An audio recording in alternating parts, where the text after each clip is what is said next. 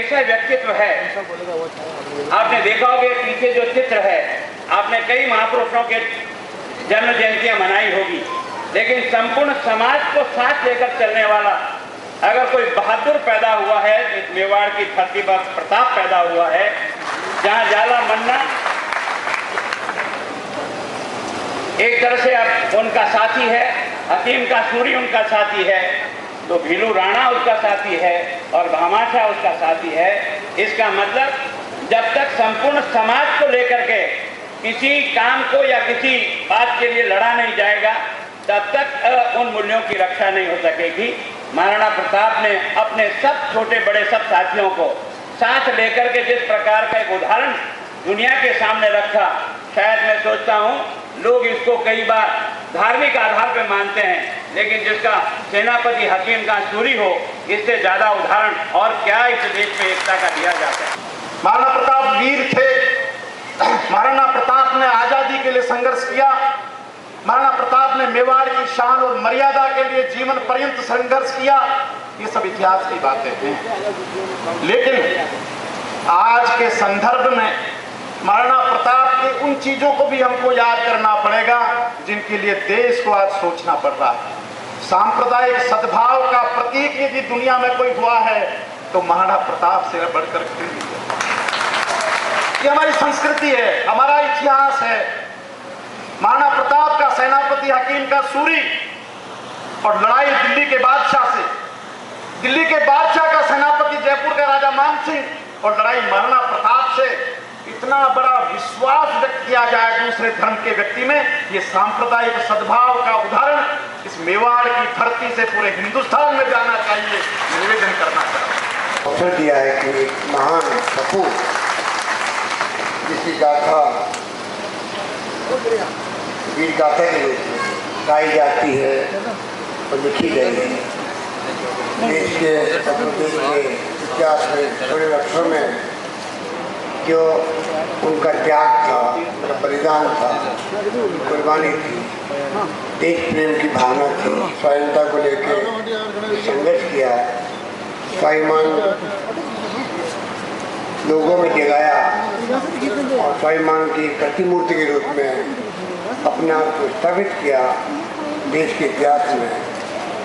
और जिनकी गाथाएँ राजस्थान में नहीं बल्कि मैं समझता हूँ राजस्थान के बाहर भी उसी रूप में गाई जाती है जैसे राजस्थान के लोग गाते हैं।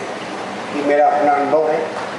देश में कहीं जाएंगे तो पाएंगे कि वो ज़्यादा पढ़ते हैं, लिखते हैं, कि जो दूर रहता है वो व्यक्ति इतिहास प्रेमी होता है, प्रयास करता है कि देश और देश में कौन महान पुरुष हुए हैं, कौन नाम त्यागी हुए हैं, कौन शहीद हुए हैं, कौन समाज सेवी हुए हैं, कौन योद्धा हुए हैं, और जानकारी प्राप्त करने का प्रयास करते हैं। इसलिए जहाँ कहीं जाने का अवसर मिलता है तो महाराणा प्रताप के बारे में जब बात की जाती है तो हम सबको गर्व होता है कि राजस्थान प्रदेश की गाथा अपने आप में निराली है, जहाँ पर रग के अंदर देश प्रेम की भावना कूद कूद के भरी हुई है। आज भी हम देखते हैं कि इतिहास लंबा है, बुलाने का भी इतिहास लंबा है। आज़ाद मुल्क हुआ तो महात्मा गांधी की रहनुमाई में, बड़े बड़े नेताओं की रहनुमाई में उस वक्त में लोग जेलों में बंद रहे, लाठें खाई, गोलियाँ खाई और देश आज़ाद करवाया। पर आज़ादी के बाद में भी कोई कुर्बानी कम नहीं हुई है। देश को एक रखा गया, अखंड रखा गया। इंदिरा गांधी शहीद हो गई, राजीव गांधी शहीद हो गए, सुभाष बैनर्जी जी शहीद हो गए, पर चुनौतियों का मुकाबला किया, चाहे आतंकवाद की हो, चाहे नक्सलवाद की हो, चाहे अलगाववाद की हो, चाहे सांप्रदायिकता की हो। अभी हाल ही में जो घटना हुई नक्सलवाद की, वो आप सबके सामने किस रूप में वो घटना घटित हुई छत्तीसगढ़ के अंदर।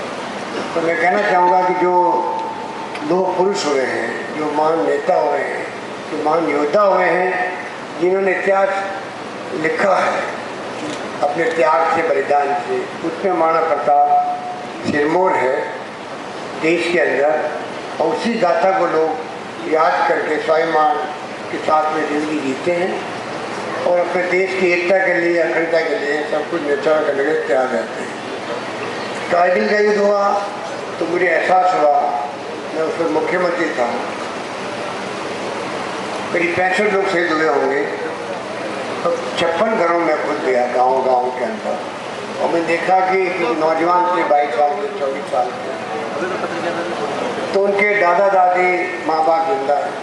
वो कहने लगे नहीं, हम अपने दूसरे बेटे को भी भेजने के तैयार हैं देश की सीमाओं पर।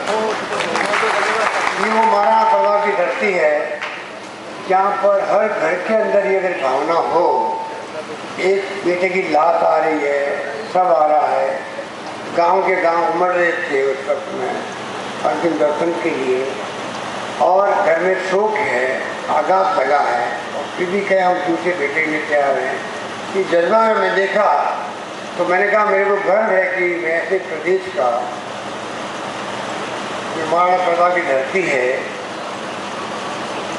जिसके घर घर में जज्बा है देश प्रेम का, मुझे गर्व है कि मैं ऐसे प्रदेश का मुख्यमंत्री हूँ जिसके घर घर में ये जज्बा बना हुआ है।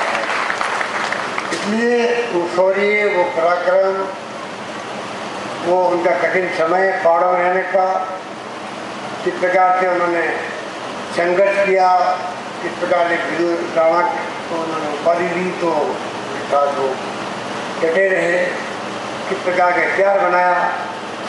अभी कटारिया जी कह रहे थे, भामा साहब की बात कर रहे थे, भामा साहब भी अमर हो गए, भामा साहब भी अमर हो गए कि इस रूप में आज जो कोई भी दान देता है उनको भामा साहब ही कहते हैं पूरे देश के अंदर। इससे बड़ी बात क्या होगी उस भामा साहब के लिए जिन्होंने उस तकलीफ के अंदर महाराणा प्रताप के काम आए हों और हमेशा के लिए अपना नाम अमर कर गए।